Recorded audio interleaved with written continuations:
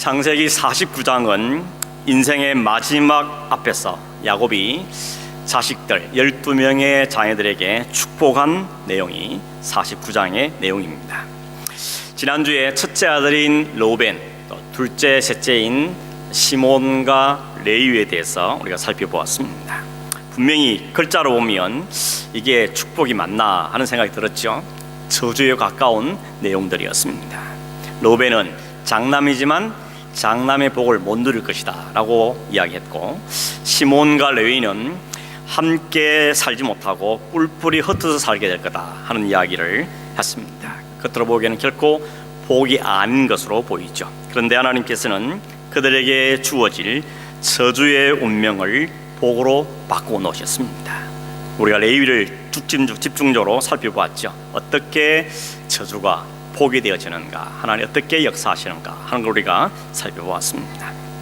조금 덧붙이면 하나님께서 왜 그 야곱의 유언 속에 저주와 같은 이야기들을 하셨을까? 그 이유는 지난주에 말씀드린 것처럼 그 모습을 통하여서 인간들의 실체, 인간들의 본 모습을 우리에게 덜추어내시고 깨닫게 하시기 위한 목적이겠다 그랬습니다. 인간은 복을 받을 만한 자격과 조건이 못 되는 존재이다 하는 것이죠. 왜냐하면 모두 죄를 지은 아담의 후손들이기 때문에 그렇습니다. 죄의 삭은 사망입니다. 그러므로 사망은 죄를 지은 모든 사람들에게 주어질 수밖에 없는 운명과 같던 저주인 것이죠. 르우벤에 있었던 그 탐욕, 그 있는 모든 욕망, 그리고 시몬과 레위에서 보았던 그 잔인함, 교활함, 복수심, 이런 것들이 다 오늘 우리 모든 인간들 속에 잠재해 있는 그런 모습의 정체들이라는 것이죠. 단지 이 르우벤과 시몬과 레위가 나쁜 사람이다, 그걸 말하고 싶은 게 하나님의 목적이 아니고, 성경은 죄 아래에 놓인 모든 인간이 본래 이런 존재라 하는 것을 우리에게 증명해 주는 것입니다. 한마디로 말해서 자신들이 지은 죄로 인해서 저주를 받을 수밖에 없고, 또 저주를 받는 게 마땅한 존재라는 것이죠. 죄를 지었으니 저주를 받고 사망을 당하는 것은 당연한 이치인 것입니다. 올해 이 말씀 들으면서 좀 너무 비관적이지 않는가, 혹은 반감이 마음이 생길 수도 있습니다. 하지만 이러한 죄인된 인간의 실체에 대해서 우리는 사실 부정하기 어렵죠. 멀리 갈 것도 없고, 내 속을 가만히 들여다보면 내 안에 르우벤이 있죠. 내 안에 시몬과 레위의 그 잔인함과 그 교활함들이 우리 안에 들어있는 것입니다. 그래서 변명할 수가 없는 것이죠. 그래서 인간이 모두 멸망을 당하고 저주를 받는다고 해서 억울해할 사람은 이 땅에 아무도 없습니다. 없을 수밖에 없습니다. 왜냐하면 자신의 삶을 정확하게 정직하게 평가해보면 내가 과연 하도 복을 받을 사람인가 하면 자기는 거기에 맞지 않는 것입니다. 하나님의 그 절대적인 기준 앞에 자신을 비춰보면 자신을 의롭다고 주장할 만한 사람은 이 땅에 아무도 없다는 것입니다. 혹시라도 이 세상에 그래도 경건하게 살고 거룩하게 살고 고귀하게 살고 희생적으로 사는 사람들이 많지 않냐라고 혹 말할 분이 계실지 모르겠습니다. 그리고 나는 그렇지 못해도, 아니 저분 정도면 어떻게 저렇게 고귀하게 살고 저렇게 희생적으로 살고 남에게 해를 주는 것이 아니라 오히려 도움만 주는 사람, 저 사람이 어떻게 심판을 당했냐라고 생각하는 분이 떠오르실지도 모르겠습니다. 여러분, 만약에 정말 그럴까, 그 사람들 앞에 할 수만 했던 마이크를 갖다 대고 인터뷰를 하면, 맞아요, 나는 지옥 가면 안 될 사람이에요, 나 같으면 어떻게 지옥 가요? 라고 과연 말할 수 있을까 물어본다면 그럴 수가 없을 겁니다. 만일 그런 사람이 있다면 그 사람은 어떤 사람인가 하면 자기의 진짜 정체를 제대로 보지를 못한 사람인 것이죠. 어떻게 보는가 하면 다른 사람과 비교한 자기를 보는 것입니다. 그리고 세상의 도덕과 같은 이런 기준만 보고 자기를 보면 나 정도면 괜찮은 사람이지 라고 생각할지 모르지만, 절대적인 그 기준 앞에, 그 절대적인 하나님의 법 앞에 자신을 비춰보면 감히 자기가 의롭다고 말할 수 있는 사람은 아무도 없는 것입니다.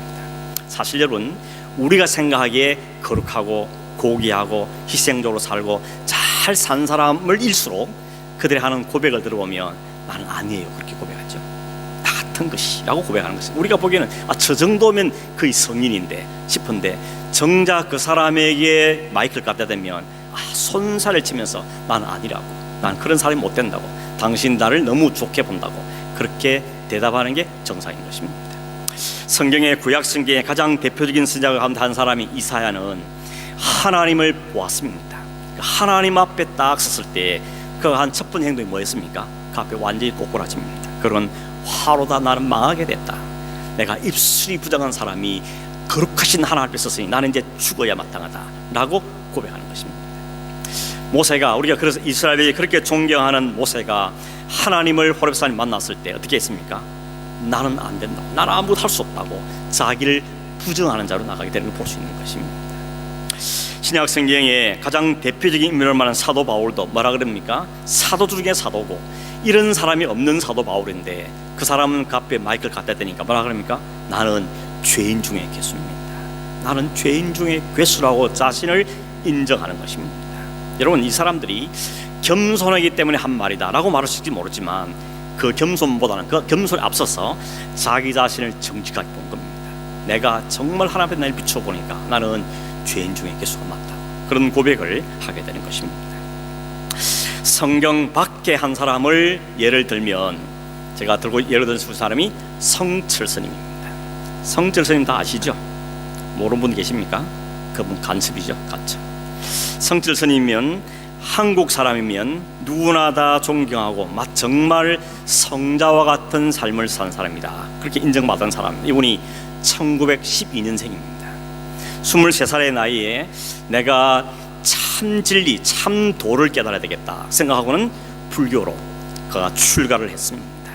그리고 1993년도에 83세 나이로 돌아가실 때까지 이 사람이 한 일은 오직 수양과 참선과 공부만 했습니다. 우리는 들어서 알겠지만 8년 동안 한 번도 눕지 않고 생활했다 그랬죠. 잠도 앉아서 자고 그렇게 노력했던 사람이었고, 10년 동안 자기가 사는 그 산사의 절에 이게 철조망을 쳐놓고 아무도 못 오게 했습니다. 그리고 자기 혼자만 수행과 참선을 했던 사람입니다. 아주 대단한 사람이었던 것이죠. 공부도 엄청 열심히 했다 그럽니다. 그래서 5개국을 한답니다. 영어, 독일어, 프랑스어, 중국어, 일어 5개국을 다 했다 그랬습니다. 제가 보기에는 써먹지도 못하고 가신 것 같아요. 근데 이분이 돌아가기 전에 마지막으로 원택 스님이라는 분에게 남긴 7글자씩 4줄, 총 28자의 한짝을, 그것이 유명한 말이죠. 1993년도 11월 15일자 조선일보, 동아일보, 중앙일보, 경향신문, 각종 신문에 이 이야기가 실려들었습니다. 그래서 이것이 온 한국 사회를 발칵 뒤집어 놓았죠. 그 28글자를 한번 보시죠.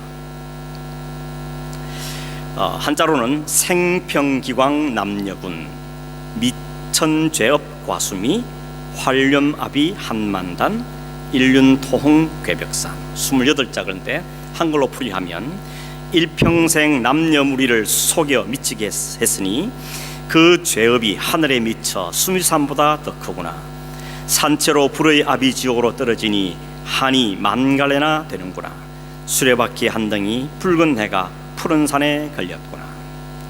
이 발표 때문에 온 불교계가, 또 한국 사회가 발칵 뒤집혔습니다. 제가 이걸 예를 든 이유는 불교계를 비난하기 위해서가 아닙니다. 오히려 반대입니다. 여러분 아시다시피 제가 군목으로 8년 8개월을 군생활을 했습니다. 정식 명칭이 뭔가 하면 군종장교입니다. 그러니까 군종장교에는 군목만 있는 게 아니고 군신부도 있고 군성도 있습니다. 목사, 신부, 스님이 세계 종파와 함께 훈련도 받고 함께 군생활을 했습니다. 4개월 동안 한 내부만에 제가 2층에 서고 제 아래층에는 신부님이 서고 저쪽 배는 스님이 서고 이렇게 한 내부반에서 4개월 같이 살았습니다. 같이 먹고 같이 자고 같이 목욕하고 같이 훈련받고 그러면서 4개월을 살았습니다. 그때 제가 아주 친하게 지낸 사람이 한 명 있는데 목사님 아니고 합천 해인사에서 오신 스님이었습니다. 이 스님이 너무 착했어요. 나이도 저보다 한 2살 정도 어렸었는데 얼마나 착한지, 산에서 도만 닦다 와서 그런지 몰라도 사람이 너무 인간성이 착했습니다. 목사, 신부, 스님 중에 인간성이 누가 제일 좋은지 아십니까? 안타깝게도 목사여야 되는데 그래서 스님들이 인간성은 제일 좋았습니다. 그 다음이 목사였습니다. 아무튼 말하고 싶은 게 뭔가 하면 그 인간성으로는 탁월했던 그 스님 중에서 이 스님 중에 스님이 성질 스님이잖아요. 그분이 마지막 한 말이 이런 말인 것입니다. 나는 내 죄가 하늘에 미쳐서 수미산보다 크다라고 이야기했습니다. 이 이야기 밝히게 됐을 때 이 말들이 많았죠. 기독교에는 그 봐라 불교 막 이렇게 하고, 근데 불교계에서도 여기에 대해서 막 해석을 내놓았는데, 그때 기사에 보면 바른 불교 정보 사업단이라는 곳에서 이렇게 이야기했습니다. 성칠 스님은 당신 자신이 수행하는 것 자체일 뿐인데 온갖 사람들이 이 모습을 보고 살고 있으니 그것이 세상 사람들을 속인 것이어서 과보로 무간지옥을 이야기하는 것이다 라고 이야기. 무슨 뜻인가 하면 성질 스님은 자신이 도를 깨닫기 위해서 애를 쓸 뿐이었는데 사람은 자꾸 자기를 쳐다보더라는 겁니다. 나는 내 문제도 해결 못해서 이 도를 깨닫으려고 애를 쓰고 있는데 왜 자꾸 나를 보냐, 나는 정말 지옥 갈 수 없는 존재다, 이렇게 자신을 표현한 것이라고 그렇게 설명한 걸 볼 수 있습니다. 아무튼 이 말을 하는 이유는 뭔가 하면 저는 그런 생각이 들었어요. 성질 스님 보면서 적어도 이분은 인간이 어떤 존재인지를 깨닫고 간 사람입니다 하는 생각이 들었습니다. 인간은 정말 지옥 갈 수밖에 없는, 자기 자신의 삶을 돌아보니까 그런 존재라는 것을 그는 득도한 사람이라는 것이죠. 안타까운 건 뭡니까? 지옥 갈 수밖에 없는 그 존재를 영원한 생명으로 인도하는 길이 있는데 그건 몰랐다는 것이죠. 그게 그분의 안타까움이라는 생각이 들었던 것입니다.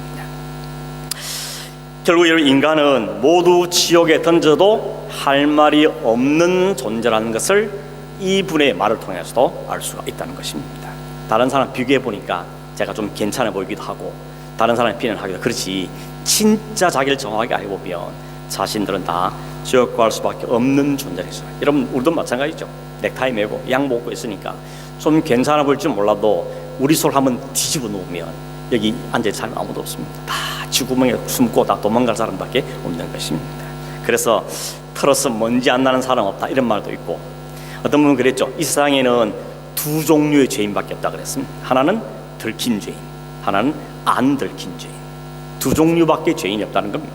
사람밖에 없다는 겁니다. 의인은 없다는 것입니다. 들킨 죄인들은 감옥에 가 있고 안 들킨 죄인들은 여기 앉아 있는 겁니다. 다행히도 안 들켜가지고 우리의 죄성이 안 들켜서 이렇게 마치 죄인이 아닌 것을 앉아있지만 사실 우리 가운데 의인은 아무도 없다는 것입니다. 그런데 중요한 것은 그런 인간들을 저주 가운데서 축복으로 바꿔내신 분이 하나님이신 것입니다. 어떻게 그 저주를 축복으로 바꿔내시는가 하는 것이 이 야곱의 유언 속에서도 담겨 있습니다. 우리가 집중적으로 보려고 하는 것은 그 저주를 축복으로 바꿔내는데 결정적인 역할을 하는 사람, 키와 같은 사람이 오늘 우리가 살펴보는 이 유다인 것입니다. 8절에 보시면 유다가 어떤 축복을 받았는지 이야기하는데, 오늘 8절에 12절까지 유다에게 한 야곱의 유언을 보면 다 좋은 말밖에 없죠. 다 좋은 말밖에 없습니다. 8절을 다시 한번 보겠습니다. 유다야, 너는 내 형제의 찬송이 될지라. 내 손이 내 원수의 목을 잡을 것이요 내 아버지 아들들이 내 앞에 절하리로다. 대단한 축복이죠. 네가 모든 형제의 찬송이 될 거다. 네가 원수의 목을 잡을 것이다 하는 대단한 축복을 그에게 알려주었습니다. 실제로 형제들에게 절을 받은 사람 누구였습니까? 요셉이었죠. 형님들이 다 요셉에 절했습니다. 근데 그때는 그가 자기 동생인 줄 모르고 총리니까 총리 앞에 절합니다. 근데 정작 모든 이 형제들뿐만 아니라 오고 오는 모든 사람들이 절하게 될 사람, 그 사람은 유다요. 유다의 집하러 오시는 분께 모든 백성들이 절하게 될 것을 이야기하고 있는 것입니다. 내 자손이 내 원수의 목을 잡을 것이다 하는 말씀이 있죠. 이 말씀은 멀리 보면 십자가에서 죽으시고 부활하셔서 원수를 완전히 멸절시키신 예수 그리스도의 승리를 이야기하는 것이고, 좀 가깝게 보면 그 지파에서 나왔던 다윗이 대적의 골리앗의 목을 밟았던, 그 목을 잡았던 것을 의미하고 그걸 통해 이루어진 일을 이야기하는 것을 볼 수가 있는 것입니다. 9절에 보면 유다를 가리켜서 사자 새끼라 그러죠. 숫사자와 같고 암사자와 같아서 그를 범할 수 있는 자가 없다고 이야기합니다. 사자는 짐승 중의 왕이라 불리죠. 힘과 권세를 상징하는 동물이 바로 이 사자인 것입니다. 유다 지파가 바로 그렇다는 것입니다. 여러분, 실제로 이 유다 지파가 이스라엘 12지파 가운데 숫자가 제일 많습니다. 가장 강력한 지파였습니다. 이스라엘 백성들이 지금 애굽에 들어와 있는데 400년 후에 출애굽을 해서 가나안 땅까지 갈 때 항상 행진할 때 제일 앞에 선 사람이 누군가 하면 유다 지파였습니다. 유다 지파가 제일 앞장섭니다. 그리고 민수기에 보면 두 번 각 지파의 20세 이상의 남자 수를 조사를 했는데 유다 지파의 숫자는 다른 지파들의 곱빼기였습니다. 2배로 많은 사람들이었습니다. 또 사사기에 보면 여호수아 죽은 다음에 누가 저 가나안 땅 사람들 가나안 사람과 싸웁니까? 하나님께 물었더니 하나님께서 유다 지파가 앞장서라라고 말합니다. 유다 지파가 숫자 면에서나 용맹하고 전쟁하고 모든 면에서 가장 크고 강력한 지파였다는 것을 이야기해주고 있는 것입니다. 나중에 여러분 세월이 많이 가서 바벨론에 이스라엘 지파 다 포로 잡혀간 다음에 돌아옵니다. 그때 다른 모든 지파들은 다 흩어지거나 유다 지파 속에 다 섞이게 포함되어집니다. 그리고 유다 지파만이 온전히 그 명맥을 유지해 가는 것이죠. 그래서 그때부터 별명이 뭔가 하면 유대인이라는 별명이 붙었습니다. 오늘도 여러분 이스라엘 백성을 가리켜서 유태인이라 그러죠. 유태인, 유대인이라는 것이 바로 이 유다 지파에서 나온 이름인 것입니다. 이렇게 이스라엘 지파 가운데 가장 강력한 지파가 된 것이 유다 지파였던 것이죠. 뿐만 아니라 더 놀라운 복은 뭔가 하면 10절에 있죠. 10절을 보시면 규가 유다를 떠나지 아니하며 통치자의 지팡이가 그 발 사이에서 떠나지 아니하기를 실로가 오기까지 이를 것이다. 이 규란 말은 지팡이입니다. 왕의 지팡이를 이야기하는 것이죠. 규가 유다를 떠나지 않는단 말은 유다 지파에서 왕이 끊어지지 않는다는 이야기를 하고 있는 것입니다. 언제까지? 실로가 오실 때까지 유다 지파에서 왕이 계속해서 나올 것을 이야기합니다. 실제로 그렇습니다. 솔로몬 왕 이후에 나라가 남북으로 나눠지죠. 그래서 남쪽을 유다 지파라 그러고 북쪽은 이스라엘이라 그럽니다. 남쪽에는 유다 지파와 베냐민 지파 두 지파가 있고 북쪽에는 나머지 10지파가 북쪽 이스라엘을 형성합니다. 근데 열왕기 상하를 보면 북쪽 이스라엘의 왕들이 쭉 소개되고 남쪽 유다의 왕들이 소개되고 있습니다. 특징이 하나 있습니다. 북쪽 이스라엘의 왕들은 신하가 때로 왕을 반란을 일으켜서 왕을 죽이고 신하가 왕이 됩니다. 그럼 또 다른 신하가 그를 죽이고 자기가 왕이 되고 그렇게 해서 가문이 뒤집어지는 것입니다. 근데 남쪽 유다는 물론 좋은 왕, 나쁜 왕이 있었지만 그럼에도 불구하고 모든 왕들은 유다 지파에서만 나옵니다. 그게 차이점인 것이죠. 왜냐하면 하나님께서 약속하시죠. 규가 유다 지파에서 떠나지 않을 것이라고 하나님이 약속한 대로 일들이 진행되어 가는 것입니다. 언제까지 그런다 그럽니까? 왕 중의 왕이시고 만왕의 왕이신 예수께서 오실 때까지, 그때까지 유다 지파는 그 왕들을 계속 이어갈 것을 말하고 있는데 그대로 이루어졌다는 것입니다. 여기 실로라는 것은 뭡니까? 실로는 이스라엘 백성이 처음 회막을 세웠던 곳이 실로입니다. 실로 안에는 그 여호와 장막 안에 뭐가 있는가 하면 법궤가 있죠. 하나님의 법궤가 있습니다. 이런 법궤는 그 안에 3가지가 들어있죠. 첫째는 돌판, 십계명이 기록되어 있는 돌판, 두 번째는 만나가 들어있는 항아리, 세 번째는 싹이 난 아론의 지팡이가 들어있습니다. 이 3가지가 상징하는 것은 간단하게 말하면 하나님의 능력과 권위를 상징함과 동시에 인간의 부패함을 상징하는 겁니다. 여러분 생각해보세요. 만나, 하나님의 능력으로 이스라엘 백성이 그 광야 40년 동안 먹을 것을 공개했던 하나님의 능력을 상징합니다. 동시에 이스라엘 백성 만나 먹으면 뭐라 그럽니까? 왜 우리 맨날 만나 먹어야 됩니까? 이제 고기 좀 주세요. 하나님께 불평하고 원망했습니다. 두 번째, 그 아론의 지팡이 왜 싹이 났습니까? 하나님이 아론의 지파를 세워서 제사장을 삼으니까 왜 니네 지파만 제사장이 되냐? 우리는 뭐 다르냐?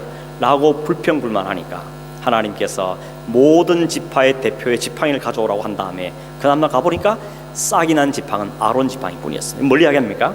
하나님의 권위를 이야기하는 것이죠. 동시에 이스라엘 백성이 하나님의 권위에 순종하지 않았던 것을 정리해주고 있는 것입니다. 세 번째는 뭡니까? 돌판. 돌판은 하나님의 법도를 기록한 것이 돌판이죠. 그런데 그 백성은 그 돌판에 있는 계명을 지키지 못합니다. 그 돌판을 받아 내려오는 그날 그 시간에 밑에서 금송아지 만들었던 인간들입니다. 그러므로 그 법궤 안에 들은 이 세 가지는 하나님의 권능과 권위와 능력을 상징함 동시에 그 하나님께 반역하고 배신하고 불평했던 인간의 부패성이 함께 들어있는 것입니다. 그래서 그 법궤 안에 것을 들여다보면 어떻게 됩니까? 죽습니다. 그 안이 궁금해서 들여본 사람은 죽게 되어 있습니다. 그래서 들여보지 못하도록 뚜껑을 덮는 겁니다. 그 뚜껑을 가리켜서 뭐라고 하는가 하면 속죄소다 혹은 시은소라 그럽니다. 죄를 속하는 장소 혹은 은혜를 베푸는 장소라는 뜻을 갖고 있는 것입니다. 거기서 제 대상들이 와서 1년에 한 번씩 피를 뿌리죠. 피를 뿌립니다. 왜냐하면 그 안에 인간의 탐욕과 죄악이 그리스도의 보혈로 덮어짐을 당하는 것을 상징하는 의미를 갖고 있는 것입니다. 그게 바로 법궤의 중요성이죠. 그 법궤를 담아있는 것이 실로인데 그 실로는 장차 오실 메시아를 상징하는 것이죠. 그때 뿌려지는 그 피가, 그 어린 양의 피가 장차 모든 하나님 백성을 위해서 뿌리실 그리스도의 피를 상징하는 것이기 때문에 그렇습니다. 그 유다의 후손은 오실 중에서 메시아 오고 그 메시아가 온 우리를 위해서 피를 뿌리신 사건이 거기에 담겨져 있는 것이죠. 그러므로 유다는 이런 면에서 9절, 10절, 11절, 12절 계속 보니까 하나님 그에게 축복한 것을 보십니다. 마지막으로 12절에 보면 어떤 이야기가 나옵니까? 이런 이야기가 나오죠. 유다의 나귀를 포도나무에 매며 암나귀 새끼를 포도나무에 매고 그 옷을 포도주에 빨고 그의 눈이 포도주 인하여서 붉겠고 이는 우유로 말미암아 희게 될 것이다. 이게 뭔 뜻인가 하면 보통 나귀를 어디다 매는 나무에 매는데 포도나무에 안 매고 그냥 대충 뽕나무나 이런 나무에 맵니다. 근데 이 포도나무는 이스라엘 지파를 상징하는 동시에 이스라엘 백성들은 최고의 업로이고 최고의 가치를 가진 나무로 사람들이 알려져 있습니다. 그런데 그 포도나무가 온 천지에 널려 있으니까 그냥 그렇게 흔할 만큼 포도나무 많더라는 겁니다. 그 포도나무에 옷을 빨았다 그러죠. 포도즙에 옷을 포도나무 즙에 빠는 사람이 있습니까? 그만큼 이 포도즙이 풍성했다는 겁니다. 유다 지파가 그렇게 번성하고 복을 받게 될 거다 하는 것을 상징적 의미로 이야기하는 게 12절의 말씀인 것입니다. 그러니 결국은 여러분 유다 지파가 얼마나 복을 많이 받았는지 알 수 있는 것이죠. 하나님 야곱이 아들을 복 주려면 이 정도는 해야지. 그렇죠? 9절, 10절, 12절, 12절인 것처럼 이렇게 복 줘야지. 앞에서 본 러벤과 시몬과 레위는 복이 아닌 것입니다. 이런 결정적인 연구하면 그 유다가 어떤 사람인지를 가장 잘 정확하게 표현해주고 있는 장이 창세기 38장입니다. 이미 우리는 38장 말씀을 생각했죠. 살펴보았습니다. 그때 그 말씀이 기억도 안 나는 분도 계실 거고 그때 안 계신 분이 혹 계실 것 같아서 간단하게 요약하면 이런 겁니다. 한 줄 통해서 설교드린 것인데 유다가 형제들을 떠나서 이방 땅으로 갔습니다. 그리고 거기서 이방 가나안 사람 수아라는 사람의 딸과 결혼했습니다. 우리가 지금 보는 유다는 하나님의 언약을 이어갈 백성인데 이방인 여인과 결혼해버렸습니다. 그리고 이방 여인과 사이에 아들 셋을 둡니다. 에로와 오난과 셀라는 아들을 두게 됩니다. 첫째인 에르를 그 지방 여인 가나안 여자인 다말과 결혼을 시켰습니다. 그 지방에서 다말과 결혼을 시켰는데 아이를 낳지 못한 채 죽습니다.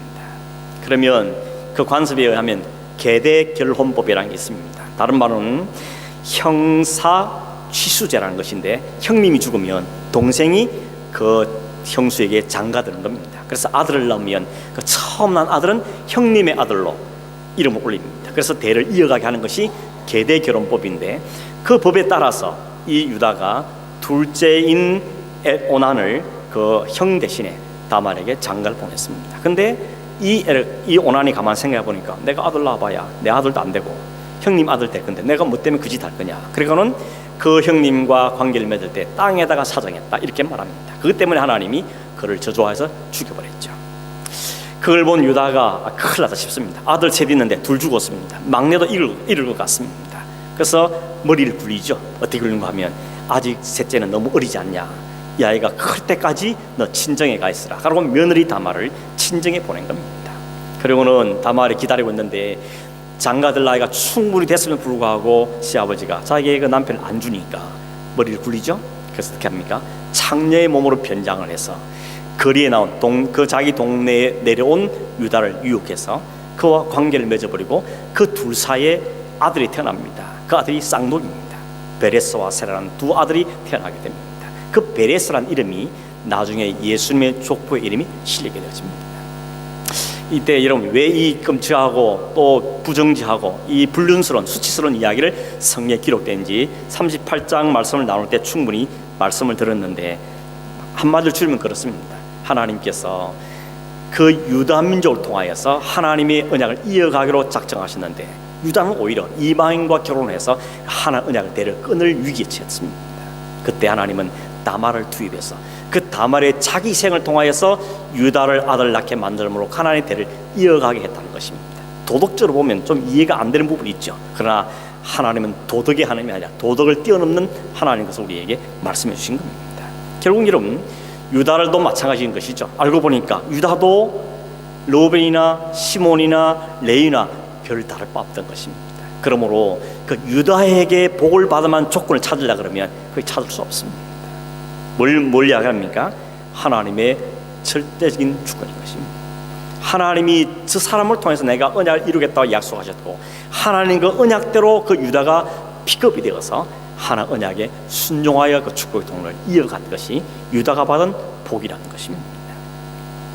유다가 그러므로 형제들이 찬송이 되고 형제들 그 앞에 절한다는 것은 장차 그의 후손 오실 예수 그리스도 그 메시아가 오심으로 온 백성이 그분을 찬송하며 그 앞에 머리를 숙이는 것을 이야기하는 것입니다. 그게 바로 유다가 받은 복이라고 말할 수가 있는 것이죠. 그러면 이러면 유다가 다른 형제보다가 부자가 됐거나 혹은 성공했기 때문에 그들이 그 앞에 절한 것이 아니고 로벤, 시몬, 레위 같은 같이 별 다를 바 없는 사람이었지만 그 하나님의 복을 받아서 그를 통하여 하나님 역사하셨다는 것입니다. 그러면 유다가 그 P급을 나간 네 번째 아들임에도 불구하고 왜 유다였냐는 것입니다. 로벤, 시몬, 레위는 그렇다더라도 그렇다면 다른 좀 괜찮은 아들이 없었냐는 것이죠. 그러면 찾을 때 제일 적합한 아들 중에 하나가 베냐민입니다. 베냐민은 여러 면에서 볼 때 그 복을 받기에 상당히 어울리는 사람이었던 것이죠. 그런데도 하나님은 베냐민이 아니라 유다를 통하여서 이 일을 행하셨습니다. 성경 속에서 유다가 하나님의 그 축복을 받고 예수 그리스도의 조상이 되는 그 일에 적합했던 것이 굳이 찾는다면 한 가지 찾을 수 있는 게 있습니다. 거기에 창세기 43장이 있는데 그것으로 올라가서 43장에 가보면 야곱이 살고 있는 땅에 기근이 심했다 그랬죠. 그래서 야곱이 아들들을 애굽에 보내서 곡식을 사오게 했습니다. 그 과정에서 어떤 일이 벌어졌는가 하면 그 애굽의 총리가 그들을 정탐꾼으로 몰아붙였죠. 너희들이 여기 온 것은 양식도 얻기 왔겠지만 우리 땅을 탐지하러 온 거지. 그러면 그들 정탐꾼으로 몰아붙였습니다. 우리가 아니라고 그렇게 이야기했을 때 그럼 너희들이 그렇지 않다는 경일벽을 증명해라. 무엇으로? 너희들이 말한 막내 아들 데려와서 증명하라 그랬습니다. 그때까지 내가 너희들 가운데 이 시몬을 잡아두겠다. 시몬을 잡아놓고 나머지 형제들 집으로 돌아왔었습니다.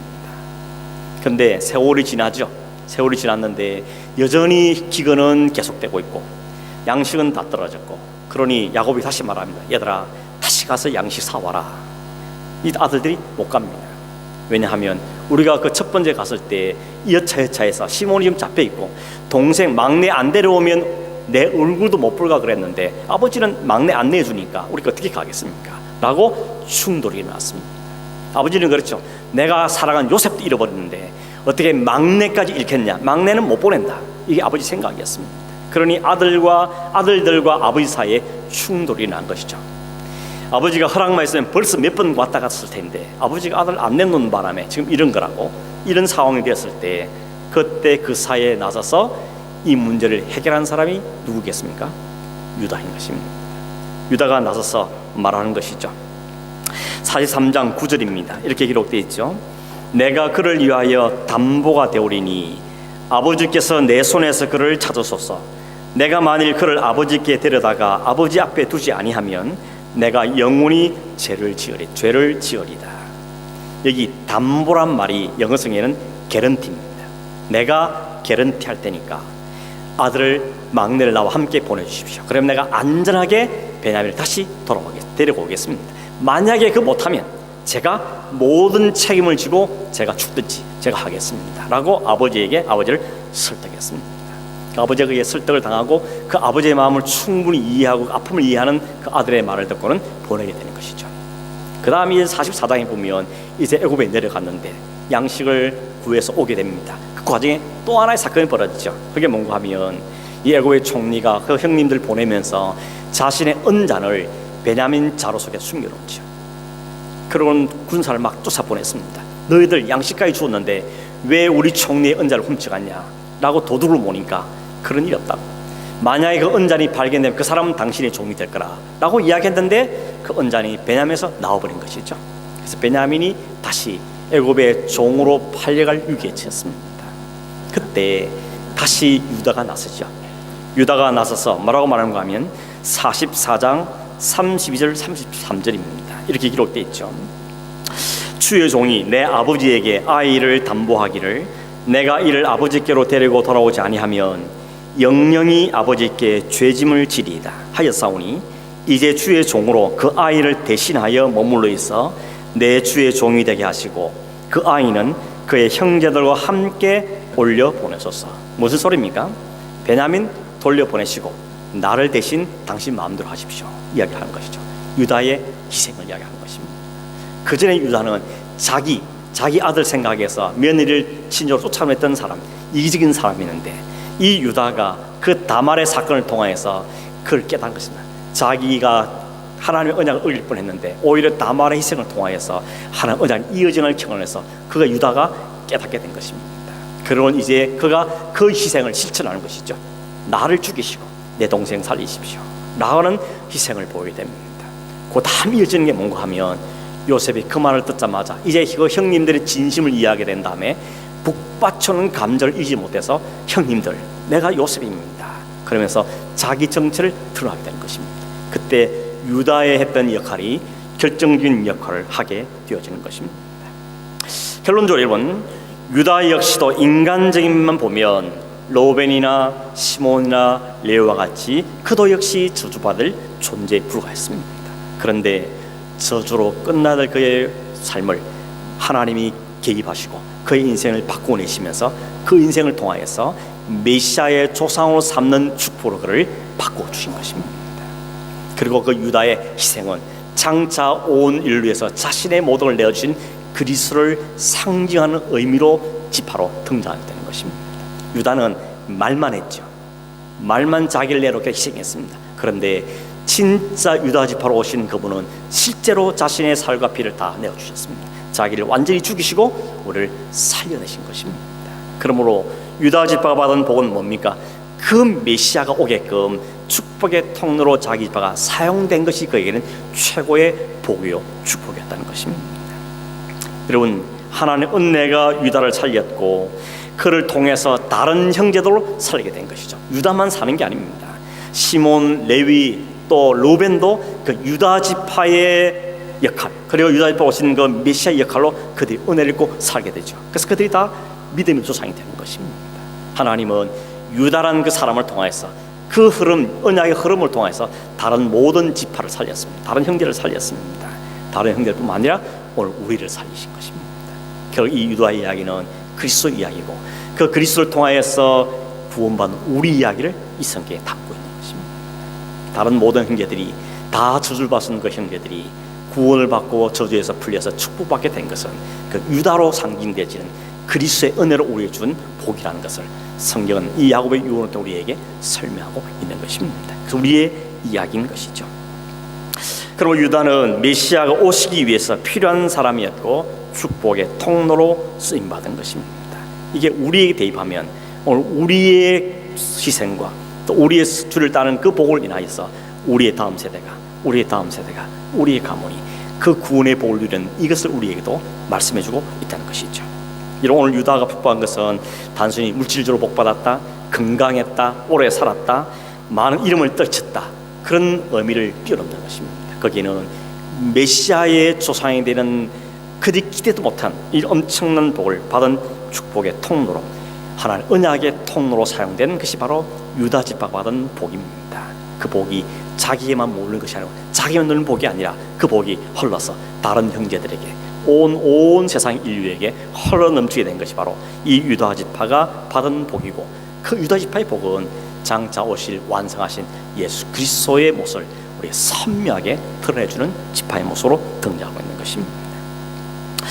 우리의 왕으로 오신 그 예수님은 우리의 축복이 되신 이유가 여기 있는 것이죠. 우리를 저주에서 건져내시고 당신의 거룩한 피로 우리의 모든 죄악을 사하시고 그 이생을 때 우리가 살게 된 은혜를 누리게 되어진 것입니다. 이게 우리에게 준 최고의 복인 것입니다. 여러분 이 땅에 사는 동안에 잘 사십시오. 좋은 자녀를 두십시오. 일도 잘 되길 바랍니다. 그러나 그 더 우선된 복이 있다는 잊으면 안 되는 것입니다. 그 복은 최고의 복입니다.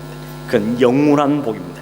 하나님 우리에게 약속하신 복이시고 그 복이 모든 복 위에 근거가 되는 복이고 그 복이 복 중에 복이라는 것입니다. 그 복을 깨달은 사람, 그 복을 누려본 사람 어떤 고백이 나옵니까? 자신의 환경, 처지, 사건에 관계없이 나는 복받은 사람입니다. 이 고백을 하게 되는 것입니다. 그리고 그 하나님을 찬송하는 삶을 살아가게 되어지는 것이죠. 이 놀라운 구원의 은혜가, 이 하나님의 은혜가 우리에 임했다는 사실이 여러분이 분명하게 깨달아지길 바랍니다. 머리로 지식적으로 들을 때만 끄덕이는 것이 아니고 여러분의 삶 속에서 하나님 나에게 이런 복을 주셨다는 것을 분명히 깨닫고 체험하고 확인하고 그래서 하나님께 감사하고 찬송하고 다른 것 다 없어도 That's okay 라고 말할 수 있는 그 믿음의 자리까지 오르치는 저는 되기를 바라고 우리를 포기하지 아니하시고 우리를 여전히 사랑하시고 과거뿐만 아니라 앞으로도 그렇게 하실 그리고 우리의 구원을 완성하실 그 주님 때문에 감사하고 그 주님만 이 땅 것 때문에 즐거워하고 기쁨을 누리며 상황과 관계에 관계없이 즐거워하고 찬송할 수 있는 그 믿음의 실력자로 세워져가는 소름 되기를 주의 이름으로 축원합니다. 기도하겠습니다. 고마우신 하나님, 오늘 유다의 모습을 통하여서 우리에게 주어진 그 저주가 축복을 받는 운명이 어떻게 우리에게 주어진 사실을 다시 말씀해 주신 것을 감사함을 드립니다. 하나님의 약속하신 말씀은 한치의 오차도 없이 이루어짐으로 메시아를 통해서 우리를 구원하신 그 복이 우리에 임했던 사실을 기억하며 우리를 향하신 그 하나님의 복에 감사하고 찬송하며 즐거워하며 기뻐하는 그 삶을 사는 저희 될 수 있도록 오늘 은혜를 허락하여 주옵시고 주님 그 예수 그리스도의 은혜를 늘 생각하고 깨달으며 감사하고 우리의 삶의 그 복이 계속적으로 흘러가는 그 삶을 누리는 저희 될 수 있도록 은혜 베푸시고 함께하여 주시옵소서. 이 복 가운데 즐거워하고 그 부군의 주님을 즐거워하며 찬송하는 우리의 삶이 될 수 있도록 하나님 은혜 베풀어 주시길 원하고 이 주님을 분명히 알고 이해하고 깨달음으로 감사와 찬송의 삶이 우리 삶에 풍성하도록 역사하여 주시옵소서. 감사하고 예수님의 이름으로 기도하옵나이다. 아멘.